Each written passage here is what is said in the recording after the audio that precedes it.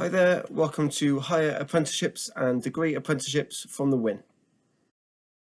In today's session we'll be looking at what higher and degree apprenticeships actually are and how they work. We'll be exploring the qualifications and also looking into the types of apprenticeships that are available and some of the employers that are involved.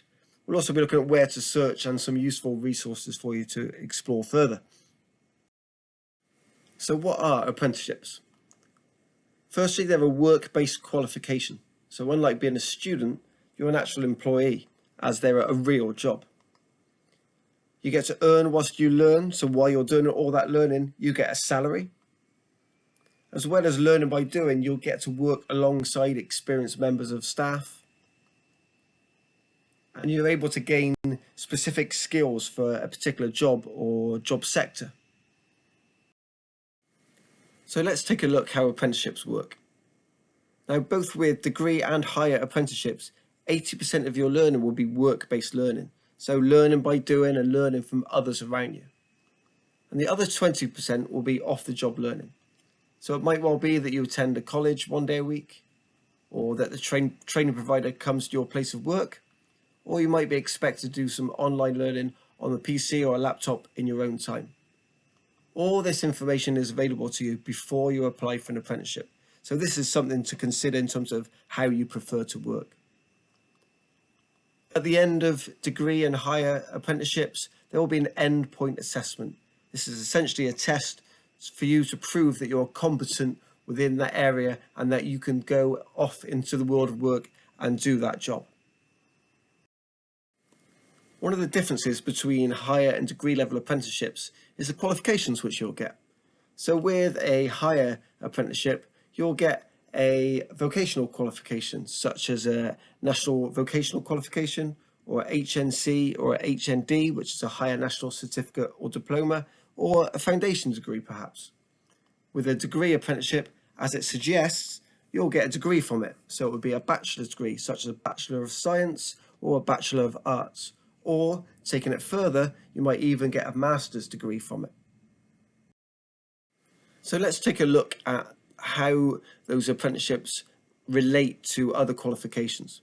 So you can see here that an intermediate apprenticeship would relate to GCSEs, an advanced level apprenticeship would be equivalent to A-levels, and then we've got higher and degree level apprenticeships, which are higher education level qualifications.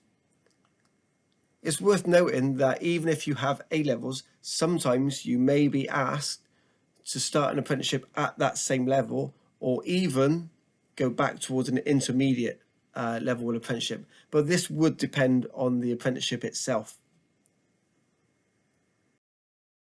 There's perhaps a myth that all apprenticeships are about trades, such as plumbing, for example.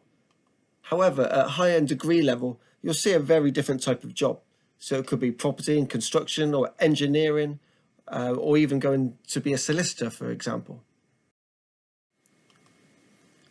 You'll see that they offer apprenticeships in education and childcare or cyber technology, which is growing massively.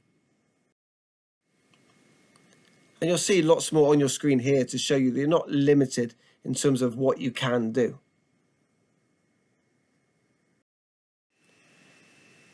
In terms of employers, there's some big names out there that offer apprenticeship schemes, such as BBC, Rolls-Royce perhaps, but equally there's lots of smaller companies out there as well which are worth looking into. In terms of where to search, the easiest thing you can do is go into any search engine and type in "find an apprenticeship." This will take you to the relevant pages on the gov.uk website. And this is the page that you will see. So in that top box, you can put an employer or a type of job. In this case, we're going to use engineering as an example. You'd put your hometown or postcode in the next box and how far you'd be willing to travel. And then you'll put the type of apprenticeship that you want to look at. In this case, we're going to use a degree apprenticeship as an example. So once you click search, it will give you all the available apprenticeships within that criteria. So you can have a little search through to see what is there and if it's something of interest. You can also set up alerts, so if anything does become available, you can get pinged an email. If you click on a specific one, you'll get a little bit more detail in terms of what it's about. So an overview of the apprenticeship, how much you'd be expected to get paid, what sort of hours you do each week, how long the apprenticeship would last for, when it would start, and lots of different information with regards to entry requirements and what sort of skills they'd expect you to have, and some detail about the training provider and the employer too. So that's a really good starting point of seeing what's available and going forward. For resources, there are loads of really good websites out there for you to do your research on apprenticeships and find out if it's right for you or your student or your child. Amazing Apprenticeships and Institute for Apprenticeships will have bags of resource on there. They'll have support, podcasts, behind the scenes snapshots, as well as lists of available apprenticeships. Not Going to Uni is a really good resource for those wanting to take a pathway other than a traditional university degree. And Rate My Apprenticeship allows you to compare different apprenticeships and read reviews from people currently going through the apprenticeship experience. And there's also UCAS. It's often thought of as just a university degree resource. However, UCAS will also list different apprenticeships within the degree apprenticeship area and lots of information around that. If you wanted to contact us here at the Win, you can email us at win@bath.ac.uk or write to us at the address on the screen. Finally, I shall leave you with the website links to some of those resources that I mentioned, and I hope you found this resource useful. Thank you for watching and listening.